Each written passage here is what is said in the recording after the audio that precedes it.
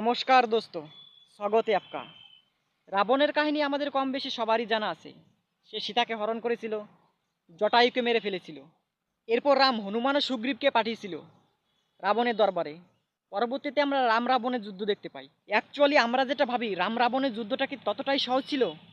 না, ততটা সহজ ছিল না। এটা অনেক কঠিন ছিল। তবে আজকে আমাদের আলোচনা অন্য কিছু নয়, স্বয়ং রাবণকে নিয়ে। আমরা জানি রাবণ খুব বিদ্বান ছিল। সে একজন শিব ভক্ত ছিল, সে একজন ব্রাহ্মণ ছিল, সে একজন রাজা ছিল। সে অনেক সুন্দর গান করতে পারত। আপনি অনেক জায়গায় দেখতে পাবেন রামের থেকে রাবণকে বেশি গুরুত্ব দেওয়া হয়। রাবণকে ভগবানের মতো পূজা করা হয়।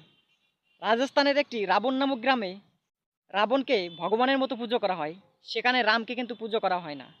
আপনি সোশ্যাল মিডিয়ায় অনেককে দেখতে পাবেন রাবণ একজন শিব ভক্ত ছিল বলে, রাবণ অনেক সুন্দর গান গাইতো বলে, রাবণ একজন ব্রাহ্মণ ছিল বলে, রাবণ একজন রাজা ছিল বলে রাবণকে রামের থেকেও বেশি মানে। এমনকি অনেক মেয়ে তো রামের মতো নয়, রাবণের মতো স্বামী চায়। তবে আমার প্রশ্ন, রাবণ শুধুমাত্র একজন ব্রাহ্মণ ছিল বলে, সে একজন শিব ভক্ত ছিল বলে সে রামের থেকেও বড় হয়ে যাবে?